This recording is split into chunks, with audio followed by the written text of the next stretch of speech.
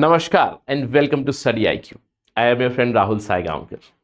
Let's continue our discussion of NCERT Science series. We are discussing NCERT Science textbook for class 10 where we are carrying out discussion of individual chapters.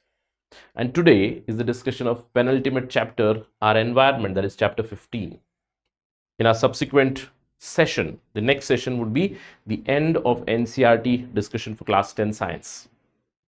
Throughout this interaction, we have understood some topics connected to chemistry first, then we moved on to biology based topics, then very recently we finished physics related concepts like electricity, magnetic effect of electric current, etc. And now we are discussing about our environment.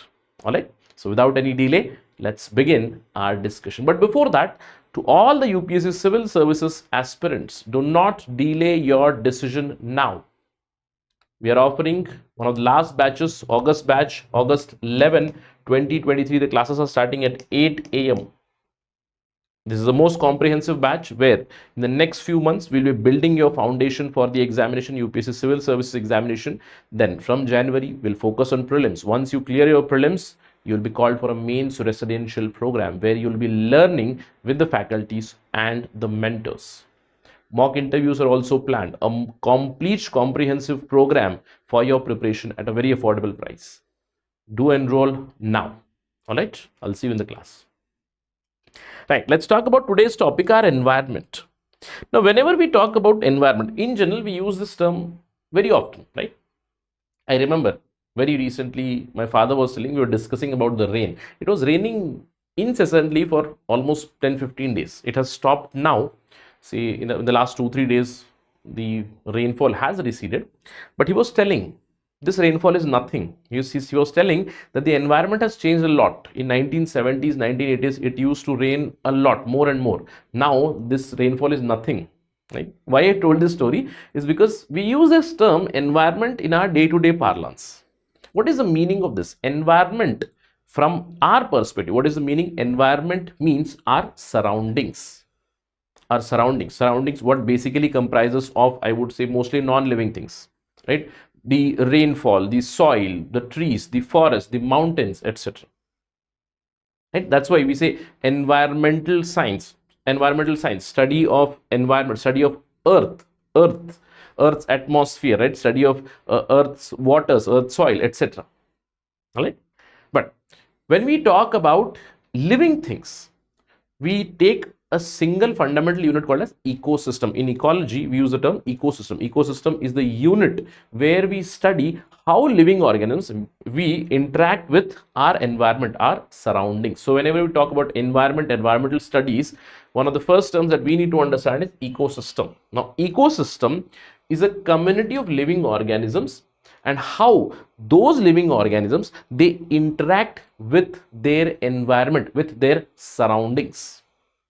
That is the meaning of ecosystem. So when we talk about ecosystem as a whole, it consists of environment plus the living things in it. So it comprises of two things. One is living factors, biotic factors, and the abiotic factors, both, and how they interact with one another. That's the basic idea of ecosystem. When we say ecosystem study or ecological studies, we discuss this itself. All right, I hope it's clear. And when I say environment, ecosystem, many a times these words are used synonymously, right, in our discussion, etc. So I hope the distinction is clear. So an ecosystem basically is the unit under ecology that we study, which consists of biotic things and abiotic things. Now this is a classic kind of ecosystem. You see, there is this mountain or this hill. This is abiotic. It is not living. There is water, again abiotic thing. There is soil, there is abiotic thing. But there are many biotic things or living things. There is greenery, there is grass, there are fishes, there are people, birds, animals, right? These are all living factors. So biotic factors can be producers, and these producers are green. What is the ultimate source of energy on earth? That is sunlight. Using this sunlight, producers, they produce food. This food is consumed by consumers. And ultimately, after death or after life ends, it has to be decomposed as well. So decomposers. Now these three are biotic factors. There are many other abiotic factors. Predominantly, we divide them into three. That is edaphic. Now edaphic factor means anything that is connected to your soil and soil characteristics, those are called edaphic factors. Apart from that, there are topographic factors and climatic factors. Topographic factors like say this hill, this water. Climatic factor, the long-term weather pattern, that becomes your abiotic factor in ecosystem. Now, why we discuss this? Because these biotic and abiotic factor, they continuously interact with one another and they provide us basic services for survival. Now, what are those services? We'll talk about that in some time. But when we talk about this interaction between biotic and abiotic, how does it work? It works through the idea of food chain. In an ecosystem, one of the important services of that is nutrient recycling or energy recycling. And that happens through the idea of food chain.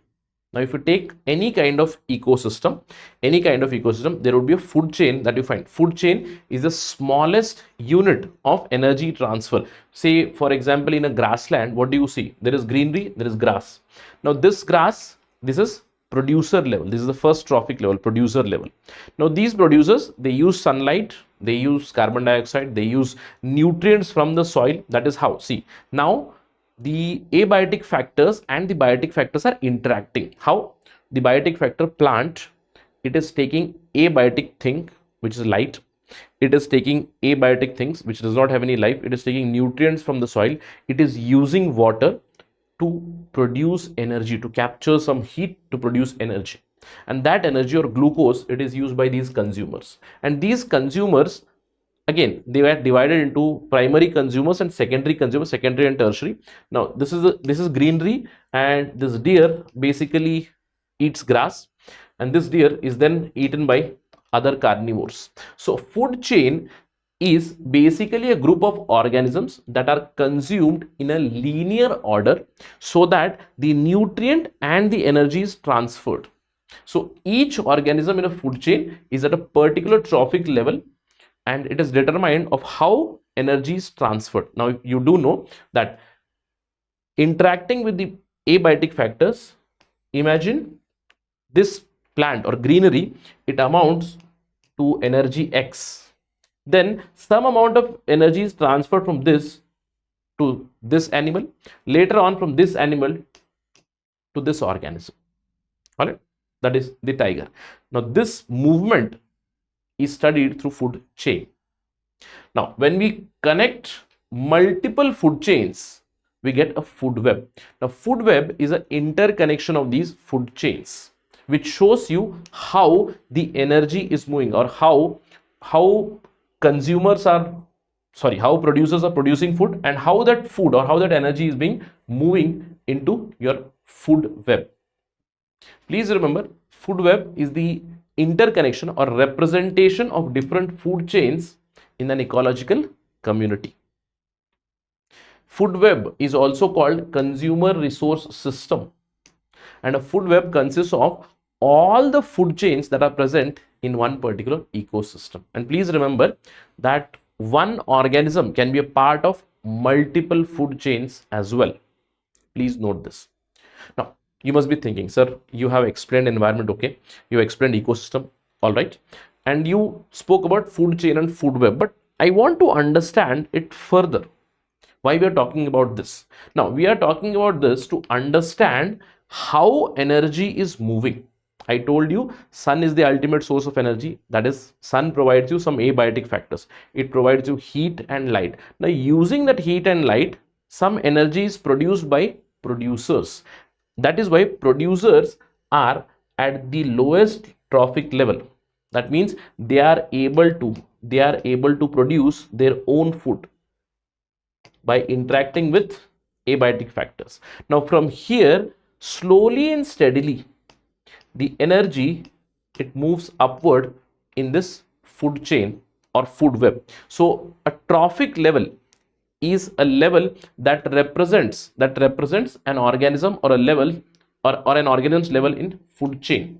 Now, through this concept of food chain and food web, we create ecological pyramids. This is called as ecological pyramid, which basically shows you how the energy is moving, how the energy is moving, in what direction the energy is moving.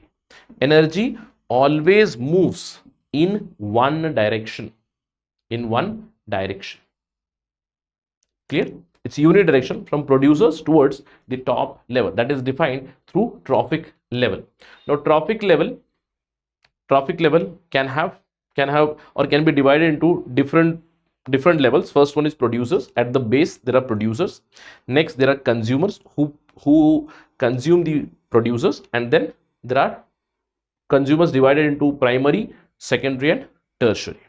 All right. Now, what is the significance of this? The significance of this trophic level is to understand that always energy from the sun. Now this would be constant because it would be running for billions of years. Till the time sun is there, till the time that star is available there, we will be getting heat and light, and that heat and light is going to be utilized along with whatever other abiotic factors that are available in earth, say soil, water. I'll be using it and I'll be producing some amount of energy. So first, producers, they use these abiotic factors, they use and produce some amount of energy, and this energy, it flows in our food chain and food web.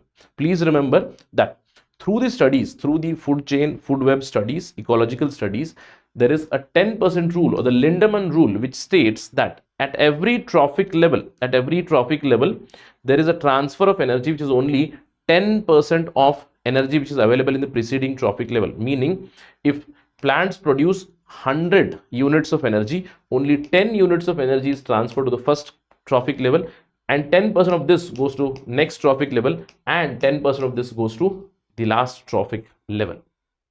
What does this signify? This signifies that energy always moves in one direction. It always moves in upward direction. It does not return back, meaning the energy is never returned back to sun. Clear? Apart from that, maximum loss of energy, it occurs through heat loss in any ecosystem. Now through this we maintain the heat balance or the heat budget of the earth, because you do understand continuously if the sunlight is coming, then you do expect that earth would be more and more heated. But no, because of this food chain, recycling of nutrients, recycling of energy or flow of energy, the energy is lost, maintaining the heat balance. All right. Now apart from this, when we talk about studies of food chain and food webs, we understand one more concept. Many a times when the producers and the consumers, when they interact with non-living things or the abiotic factors, some abiotic factors, they may enter food chain and food web, and slowly and steadily they might accumulate. Now this concept is called as biomagnification. Please remember there are two terms. One is biomagnification, one is bioaccumulation. There can be MCQ regarding the distinction between these. Biomagnification means how concentration of a toxin or a pollutant, it is increasing through trophic level. The increase is over time. Please remember, it does not happen in one day, because chemicals, we can give example of DDT. We can give example of DDT or any other toxins which continuously accumulate over time. Why? Because they are persistent. Once they enter into our body, we are not able to degrade them, we are not able to disintegrate them or excrete, so they slowly and steadily accumulate. And you do understand the energy flows in only one direction. So what happens is, during biomagnification, the toxins or the pollutants, they accumulate at one place, and since they move in one direction, since the energy moves in one direction, you will see the accumulation also moves in that direction. It is called as biomagnification. Slowly and steadily, we see, since the energy is flowing in this direction, the toxins or the pollutants, they would be concentrated at different trophic levels at a higher level. So biomagnification means concentration of the toxin slowly and steadily increasing and reaching at the topmost level, highest, right? That meaning the toxin slowly and steadily reaches higher towards this different trophics, towards the top. All right. Now there is one more term called as bioaccumulation. Now bioaccumulation is accumulation of that toxin or pollutant in particular organism. I'm not talking about trophic level, I'm talking about organism. So biomagnification, which is also called as bioamplification, it is the accumulation of a toxin or a pollutant at a trophic level. But bioaccumulation means concentration of a toxin or a pollutant at in one particular organism. So to explain it simply, biomagnification runs in this direction, bioamplification in a particular organism. Let me just give you through another example. Biomagnification means slowly and steadily. See, this is the primary consumer, secondary consumer, tertiary consumer, higher tertiary consumers. So you will see the accumulation slowly and steadily increasing towards higher trophic levels. But bioaccumulation meaning in a single organism, slowly and steadily the toxin or the pollutant increasing. All right, it is not connected to trophic level. Is it clear? Right. Now, apart from this, when we talk about ecosystem, our ecosystem, it provides us certain services. First of all, because of ecosystem, because of interaction between living and non-living organisms, we get food, right? From forest we get a lot of food. That means they directly provide us a lot of material, like we get food, we get fresh water, we get purification services, we get regulating services, meaning my weather is regulated by ecosystem. The waste material, it has to be degraded, right? You do know about the carrying capacity or the regeneration capacity of the earth. So earth or our surroundings, they have capability of regulating different things, like the air quality can be regulated, the water quality, water treatment, water purification. All these services are provided by ecosystem itself. Cultural services are also provided, meaning we use ecosystems for many purposes. Say for recreational purposes, you go out to a picnic, you have national parks, you have so many other things. It provides you aesthetic value, it provides you religious, spiritual values, right? Apart from that, it also supports human life. It supports plant life, it helps in photosynthesis, it helps in nutrient cycling, it helps in energy cycling. We talk about water cycle, we talk about carbon cycle, oxygen cycle, nitrogen cycle. All these cycles are nothing but recycling of nutrients. Who does it? The ecosystem does it. All right, and that is why we need to maintain our surroundings in a better manner, because if our surroundings are bad, then ultimately we will be having adverse consequences on these services. So we ourselves would be in danger. Say for example, we come up with more number of industries and we do not have means of addressing the industrial effluents, or if we do not treat them and send into environment, then the environment is degraded. And once the environment degraded, I am interacting with it, I am interacting with my surrounding, my quality of life is also degrading. That's the basic idea. That's the ultimate conclusion of this discussion as well. All right, so how do we interact? How do our activities affect our environment? As of now, they are impacting in very adverse way. Now, one of the ideas we'll discuss here, very important from exam perspective, how human activities have impacted the ozone layer. The first thing, what is this ozone layer? Now, ozone layer, it is a part of our environment, it is a part of our surrounding. Higher in the atmosphere, we find a layer of a molecule composed of oxygen itself, O3. Now, O3 is ozone. Please remember, ozone is a gas. Now, ozone gas on Earth, it is a pollutant. Ozone gas on Earth is a pollutant, but ozone gas in our stratosphere, just above our stratosphere, there is a layer of ozone which protects us from harmful solar radiation. It's called ozone layer. The job of ozone layer is to protect us from the harmful, especially ultraviolet radiation which is coming from sun. This ozone layer, it absorbs most of the ultraviolet radiation. It does not allow that to reach the surface, because of which we are safe. Now the question is, because of human activity, we threatened this ozone layer as well. Now what happened? In 1970s, there were some scientists who deciphered that refrigerants that we were using before in 1970s 18 called as chlorofluorocarbons, they were responsible for depletion of ozone.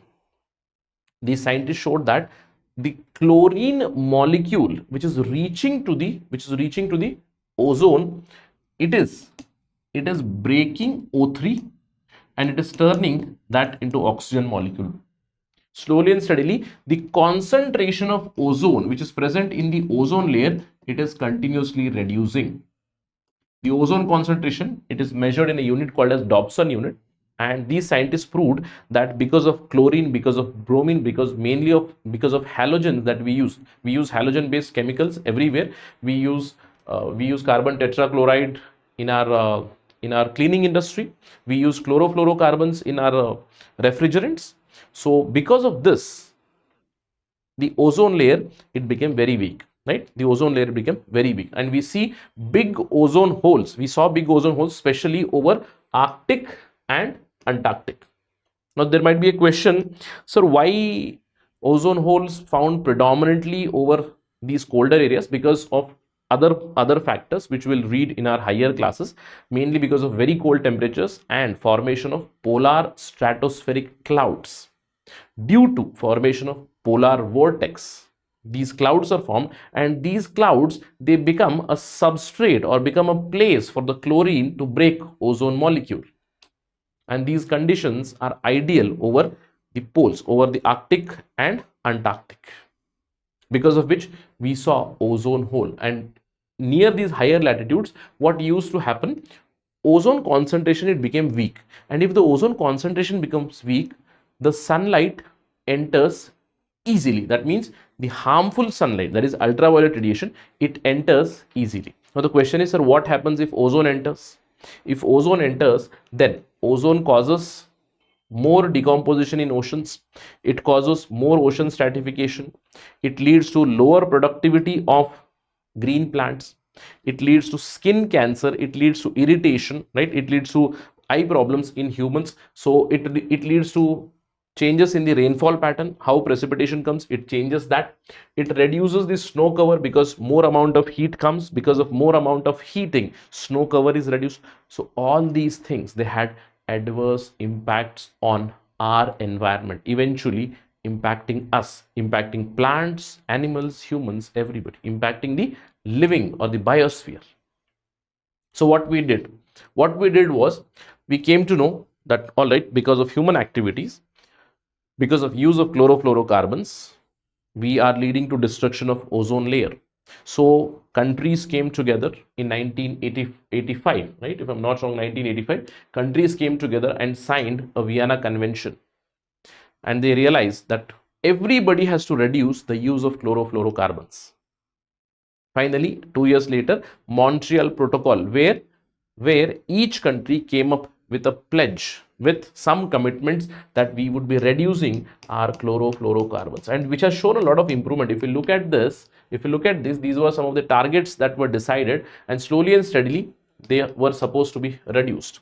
Chlorofluorocarbons as well, and hydrochlorofluorocarbons as well, CFCs and HCFCs. All right. Now, what happened was, during this Vienna Convention, Montreal Convention, the chlorofluorocarbons and the hydrochlorofluorocarbons, they were eliminated and they were replaced by another refrigerant which is called as HFC, hydrofluorocarbons, just HFCs. And it was realized that HFCs were leading to global warming. Now this was what I would say, it was quite ironical that through one protocol we eliminated CFCs, and we eliminated HCFCs, right? Let me just correct this, HCFC, and we replaced them with HFCs, hydrofluorocarbons. And later on we realized these hydrofluorocarbons, they do not harm the ozone layer, but they cause global warming, they cause climate change, which is again threatening us. And finally, we came up with Kigali Agreement in recent times. In 2016 itself, we came up with Kigali Agreement, and now we are going to phase down everything. We are going to phase down, see, already we have phased out chlorofluorocarbons down, Hydrochlorofluorocarbons, this is also down. Now whatever was replaced, we replaced it with HFC, that is hydrofluorocarbon, and in the Kigali agreement by 2047 we are going to phase these down as well, because this is causing us global warming. Then your question, sir, if we are eliminating these, then what are we using? We are using more environmental friendly, more eco-friendly refrigerants, more eco-friendly chemicals. All right. Now, because of this, recent reports have also shown that the ozone layer is slowly and steadily coming back to its original. It might take another 20-30 years. Scientists do say that by 2050 to 2060, ozone layer would be regenerated, or it would be proper what was there before the use of CFCs, the chlorofluorocarbons. All right. Right. One of the issues is ozone layer. Apart from that, the second biggest issue that we face is how do we handle our garbage. Now this has become a huge problem these days. How we handle our garbage? Do we segregate it? Do we use, or do we decompose the organic waste, or do we segregate our waste into organic and inorganic, right? If it is inorganic, can we recycle it? All these things have become very important. Solid waste management has become a big challenge for metropolitan cities, big cities, for everybody, in fact at the village level also, everywhere. How do we handle our garbage? It has become a big issue, and that is why they say, especially because of use of plastic. Plastic is something which does not biodegrade. It stays in the environment for years together, and we have seen so many problems. If you talk about plastic dump or plastic mountain is there in an ocean now. Animals, when they eat plastic, it gets stuck in their alimentary canal, which leads to other disorders. Plastic, if you burn, it leads to production of dioxins, which creates a problem of air pollution. So how do you handle it? How do we resolve this issue? That is the biggest challenge in 21st century as of now. That's why they say use the 4R mantra. Refuse plastic, reduce the use of plastic, and recycle plastic more and more. There is one more R of reuse. If you are able to reuse, repair, and reuse it, then it is very good. And there is one more R which has been added in recent times, remind. Meaning, if you are aware of these 4 R's of refuse, reduce, recycle, and reuse, then remind others about this as well. Stop using plastic.